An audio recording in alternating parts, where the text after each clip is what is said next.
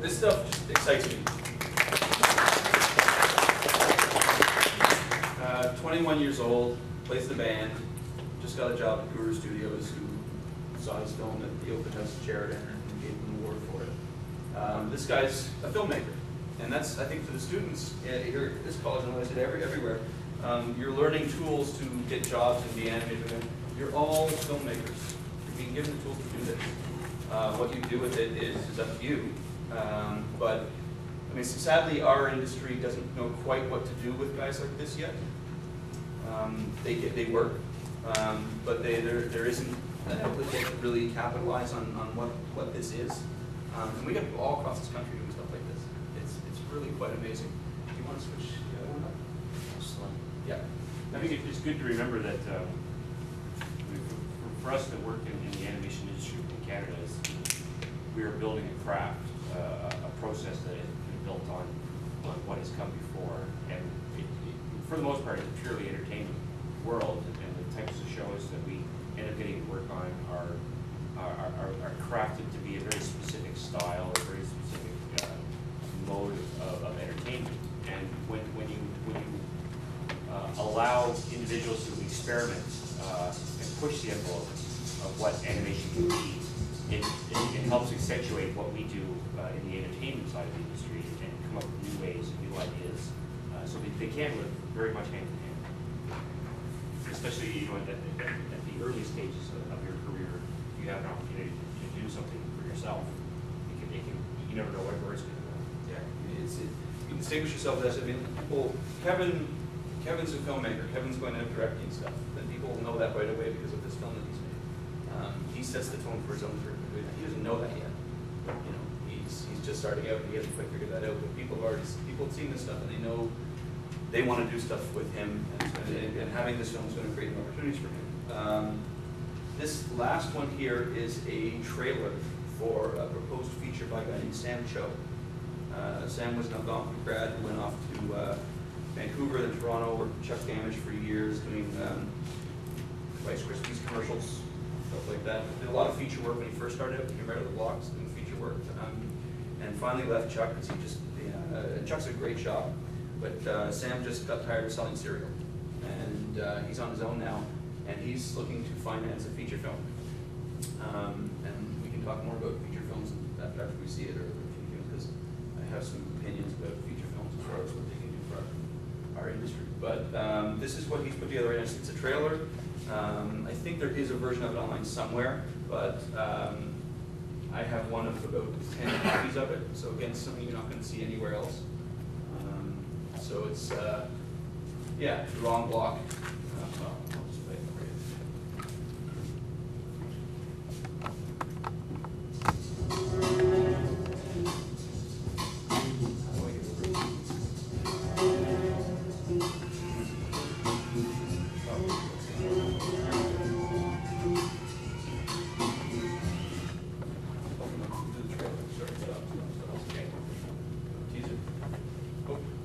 Sorry, guys.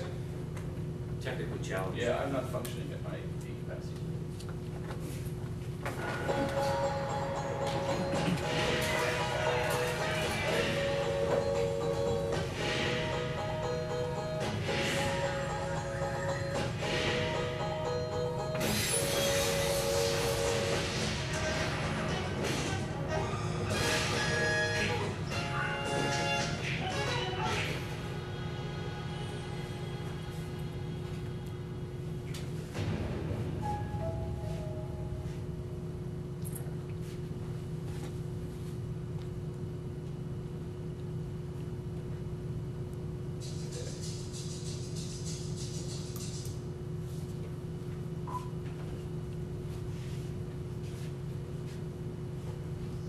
There's something about the darkness.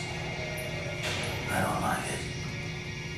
It hides clues, covers up evidence, like a black tar that you can't wash out. It's not like the outside world. The rules are different. The darkness is good to criminals. They can hide their intentions in their toothy smiles. They can make deals here, wash away their sins, and walk free. It's a place of evil, and it doesn't discriminate. It doesn't care if you're a child or a murderer. Here, no one is guilty. Hell, the devil himself is innocent. Everyone is innocent here. Even me.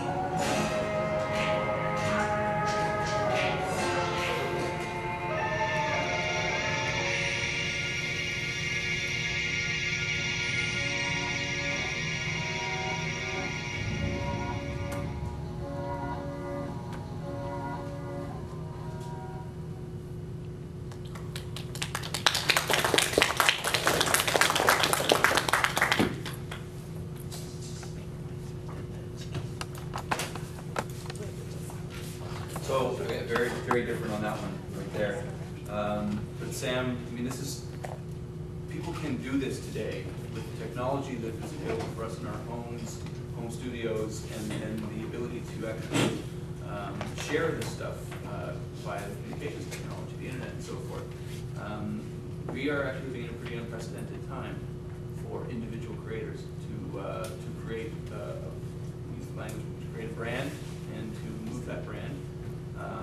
And to in turn really create what I think is what we are going to be seeing as a quiet content revolution. Right now, I mean, we're looking at networks and the status quo don't really quite know what to do with the changing climate. They're not panicking, but things are different today. They don't know where they're making their money. The ad revenue isn't there the way it used to be, so they're looking for new solutions. No one's got that answer yet, but much like we've been hearing, I don't know if you guys have been going through some of the gaming stuff, there's an amazing situation where these independent gamers can create cottage industries for themselves. And yeah, they're not asking to be, you know, the next multinational conglomerate. These people live very well on their own terms, making their own content and monetizing it. We're figuring out on the, sort of on the narrative side of it, how do we monetize our content? It's different from the game. How do you get micropayments going, that kind of stuff? It's simply a matter of sponsorship. There are other solutions out there to get things moving as well. There's now crowdfunding resources like Indiegogo and Kickstarter. I've financed a 30-second film that I'm making right now through Indiegogo. It's $2,000 to just kind of keep myself alive while I'm making the film. Nick Cross's latest film, he's trying to raise some money on Indiegogo as well. Create a fan base for yourself for your online outlets, and this kind of stuff is possible. And I'm not saying you're going to make a living crowdfunding, but it's obviously it's a piece of the puzzle at this point. We got a few minutes now. That's all I'm going to show as far as cartoons, and it's I don't know sort of what direction you guys want to talk in here right now, because it's we had State of the Industry yesterday, but that was sort of a little broader. I mean, Canada itself. We've seen a lot of setbacks the last couple of years.